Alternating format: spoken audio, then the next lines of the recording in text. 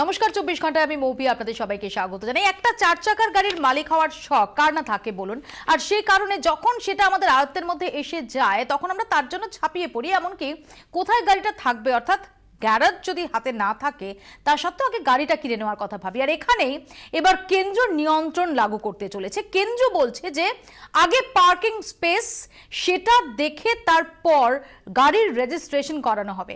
আর এ নিয়ে আমাদের আজকের আলোচনা। আমার সঙ্গে স্টুডিওতে রয়েছেন বিশিষ্ট সিটি প্ল্যানার দীপঙ্কর সিনহা, আপনাকে স্বাগত জানাই দীপঙ্কর বাবু। এবং রয়েছেন আপনারা আমাকে ফোন করতে পারেন 22342424 এবং 39180087 এই টেলিফোন নাম্বারে। শুরুতে দেখাই, গাড়ি কেনার কথা ভাবছেন, কি গাড়ি কিনবেন তা নিয়ে নেট ঘাঁটছেন, তাহলে এই খবরটা ভালো করে জেনে রাখুন। গাড়ি কেনার আগে পার্কিং এর জায়গা ঠিক করুন, কারণ অদূর ভবিষ্যতে নিজস্ব পার্কিং প্লেসই হতে চলেছে গাড়ি কেনার ছাড়পত্র।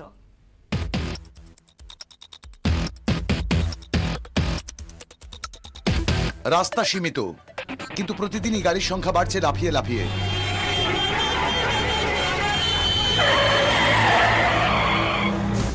গাড়ির ভিড়ে প্রাণ ওষ্ঠাগত পথের। জ্যামজট তো আছেই, তার সঙ্গে পরিবেশের দফা রফা।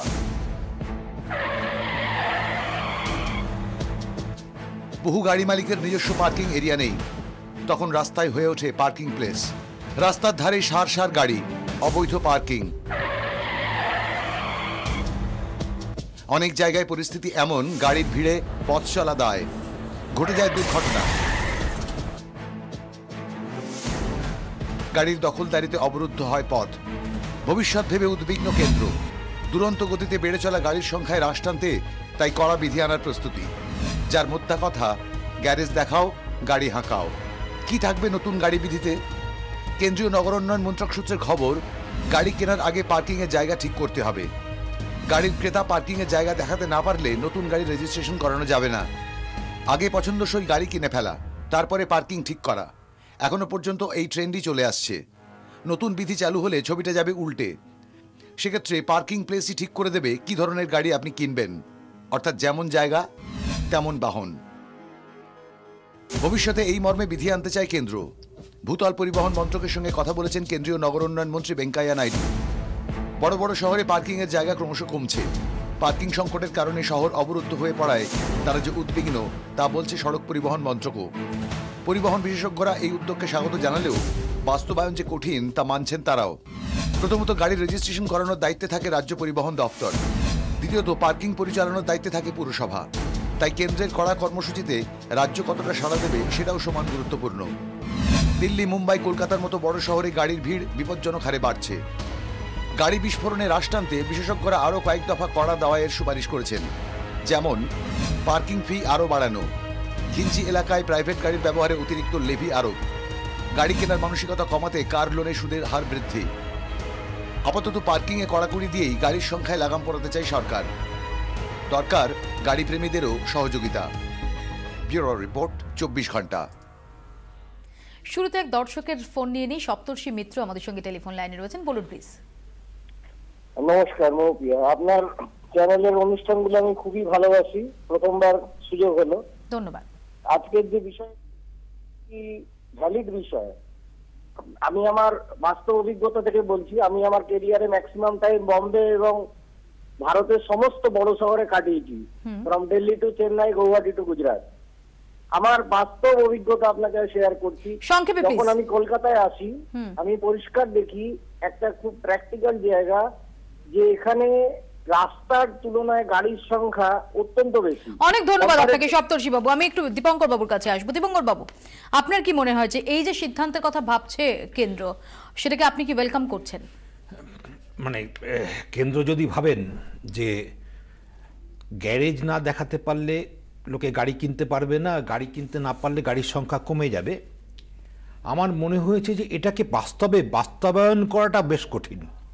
কারণ কে গ্যারেজ পরীক্ষা করবে? যেখানে গাড়ির গ্যারেজের অ্যাড্রেস দেবে সেখানে গিয়ে কাউকে দেখতে হবে, মাপ করতে হবে। এই ভেরিফিকেশন সমস্ত বিষয়টা বেশ জটিল এবং লোকবলের ব্যাপার।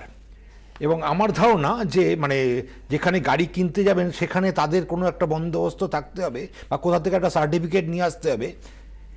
এবার এর মধ্যে দিয়ে একটা নতুন ব্যবস্থাপনা চালু হবে, তার স্বচ্ছতা অস্বচ্ছতা নানান কিছু বিষয়ে প্রশ্ন আসবে।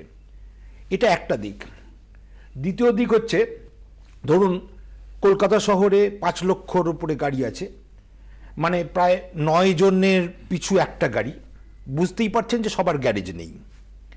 তো গাড়িটা এখন যদি বলা হয় যে যাদের গাড়ি গ্যারেজ নেই তাদেরটা বাতিল হয়ে গেল, তাহলে এই গাড়িগুলো যাবে কোথায়? এখনো যদিও বাতিলের কথাটা নির্দিষ্টভাবে বলা হচ্ছে, বিষয়টা তাই দাঁড়াবে যে আগামীকাল যার গাড়ি হবে তার গ্যারেজ থাকতে হবে, আর আজকে যার গাড়ি আছে তার গ্যারেজ না থাকলেও চলবে। একটা জটিলতা। কিন্তু আরেকটা ব্যাপার আছে যে ধরুন কেউ নতুন গাড়ি কিনলো, একটা গ্যারেজ দেখালো, পরে তারপরে সেই গ্যারেজটা আর থাকলো না তার, তখন কি হবে? আমি আসবে, কারণ অনেকটাই সংশয় রয়েছে আপনার মনের বাস্তবায়ন সম্পর্কে। আমরা একবার সরাসরি চলে যাব পার্ক স্ট্রিটে। কমলাক্ষ ভট্টাচার্য আমাদের সঙ্গে সেখান থেকে রয়েছেন। কমলাক্ষ, পার্ক স্ট্রিট এমন একটা জায়গা যেখানে সারা দিন রাত আমরা একদম মধ্যবিত্তের যে সাধ্যের ছোট গাড়ি থেকে শুরু করে মহার্ঘ গাড়ি, সমস্ত কিছুর যাতায়াত, পার্কিং, সমস্ত কিছু দেখি। তো সাধারণ মানুষ যারা, তারা কি বলছেন?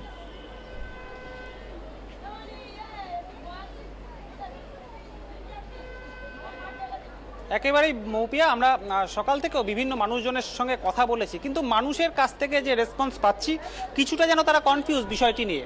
অনেকের বোঝার ক্ষেত্রে কিছুটা সমস্যা হচ্ছে। আমি একটু কথা বলবো তাদের সঙ্গে। যে সিদ্ধান্তের কথা, যে বাস্তবায়নের কথা আমরা শুনছি, যে নতুন গাড়ি রেজিস্ট্রেশনের ক্ষেত্রে পার্কিং স্পেস থাকতে হবে, এই যদি এর বাস্তবায়ন হয়, এর কতটা সুবিধা বা অসুবিধা সাধারণ মানুষের, মধ্যবিত্তের কাছে, সাধারণ মানুষের কাছে, কলকাতা শহরবাসী হিসেবে কি মনে হচ্ছে?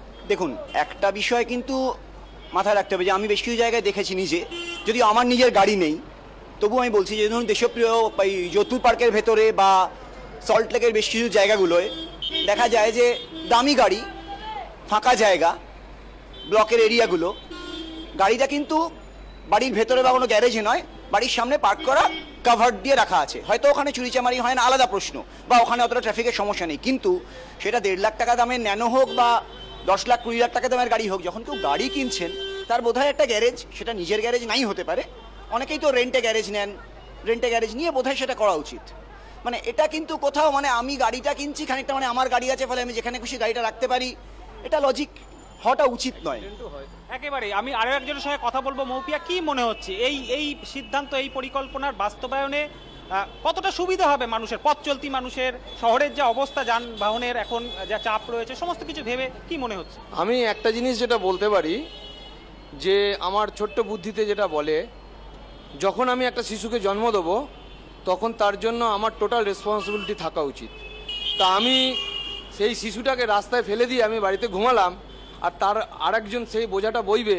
রাত্রিবেলা এমনও দেখা গেছে, বা দিনের বেলাও এমনও দেখা গেছে, ওই গাড়িটার জন্য, ওই গাড়িটা উনি রেখেছেন, ওনার হুঁশও নেই, উনি অফিস চলে গেছেন হয়তো, ওই গাড়িটার জন্য রাস্তাটাই জ্যাম হয়ে গেছে ঘন্টার পর ঘন্টা।